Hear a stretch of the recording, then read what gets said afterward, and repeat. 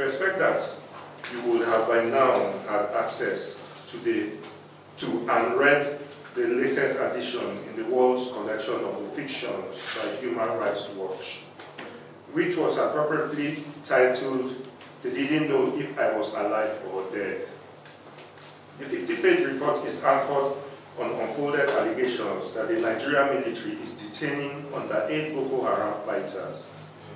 Several factors are interesting about this report, but we shall limit ourselves to a few of them because there is the inherent danger of unnecessarily promoting the work of fiction and elevating it into the realm of fact in the course of highlighting its shortcomings to the populace.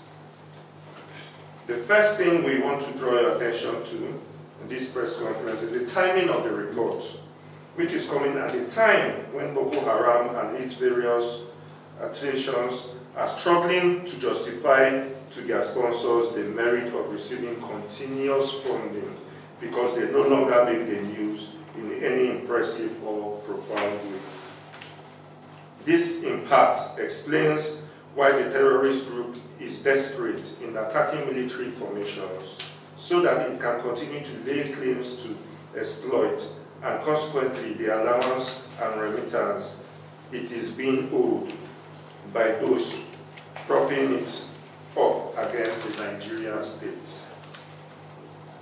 This strategy of shopping for incriminating anecdotal concussions against the Nigerian military is a strategy that Amnesty International, a leading antagonist of the armed forces of the Federal Republic of Nigeria and key supporter of terrorists in the country, had repeatedly deployed without success. It is disappointing at this point that Human Rights Watch is now replicating the same strategy without modification after Amnesty International AI that originally owned the approach of discrediting the military to give tractions to terrorists has given up on it. The intention of the report is to garner support, sympathy for Boko Haram fighters, while painting the military as an organization that incarcerates, torture, and dehumanize children, which is totally false. The military is meant to become distracted in the war against terrorism, especially since it will now be compelled to ignore the bulk of Boko Haram fighters are usually youths and just went past their teenage years. Besides slowing down the fight against terrorism, making exceptions for this population bracket will prove fatal for troops, for those in the post-teenage age. It will not be out of place for those that paid this non-governmental organization to do a hatchet job suddenly, start demanding for refund.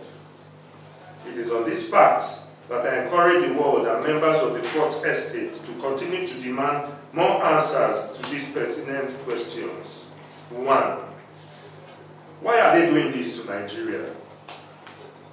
2. Why do they want Nigeria to fail even when the country has refused to fail? 3. Who is afraid of President Muhammadu Buhari and the military?